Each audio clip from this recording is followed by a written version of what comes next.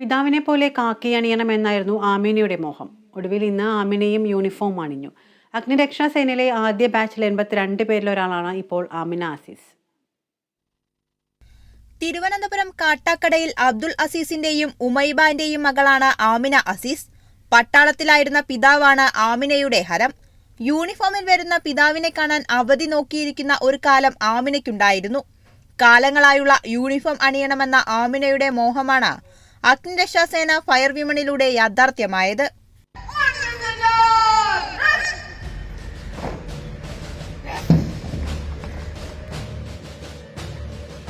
ലിംഗസമത്വം ഉറപ്പാക്കണമെന്ന സർക്കാരിന്റെ നിശ്ചയദാർഢ്യമാണ് തനിക്കടക്കമുള്ളവർക്ക് പുതുവഴി തുറന്നു തന്നതെന്നും അഗ്നിരക്ഷാസേനയിലേക്ക് വനിതകൾക്ക് അവസരം നൽകിയത് ചരിത്രപരമായ തീരുമാനമാണെന്നും ആമിന പറയുന്നു. ചരിത്രത്തിൽ ആദ്യമായി കേരള ഫയർഫോഴ്സിലോട്ട് വനിതകൾക്കും ഒരു അവസരം ലഭിച്ച ദിവസമായിരുന്നു ഇന്നലെ ആയിരുന്നു നമ്മുടെ LDF സർക്കാർ സൃഷ്ടിച്ച 100 തസ്തികളിലോട്ട് വനിതാ ഫയർവുമൺ തസ്തികളിലോട്ട് ഞങ്ങൾ 82 പേര് ഇന്നലെ പാസിംഗ് ഔട്ട് കഴിഞ്ഞ് ഇറങ്ങുകയുണ്ടായി.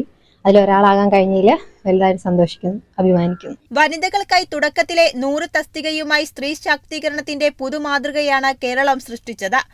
ആമിനയുടെ വീട്ടിലെ യൂണിഫോം വിശേഷം പിതാവിൽ മാത്രം അവസാനിക്കുന്നതല്ല. അബ്ദുൾ അസീസിന്റെ സഹോദരൻ CRPFിലായിരുന്നു. മറ്റൊരു സഹോദരൻ പോലീസിലും. ആമിനയുടെ ഭർത്താവ് പട്ടാളത്തിലുമാണ്. കോളേജിൽ പഠിക്കുന്ന കാലത്ത് പോലീസാകാൻ വേണ്ടി ആമിന NCCയിൽ ചേർന്നുവെങ്കിലും ഇപ്പോഴാണ് അവസരം വന്നത്. സ്ത്രീ ശാക്തീകരണത്തിന്റെ പുതുചരിത്രമെഴുതി അഗ്നിരക്ഷാസേനയിൽ വനിതാ ബറ്റാലിയനിൽ ആദ്യ ബാച്ചിന്റെ പാസിംഗ് ഔട്ട് പരേഡ് പൂർത്തിയാക്കിയ ആമിനയെ DYFI കാട്ടാക്കട ബ്ലോക്ക് കമ്മിറ്റിയുടെ നേതൃത്വത്തിൽ ആദരിക്കുകയും ചെയ്തു. Kerala vision news, Thiruvananthapuram.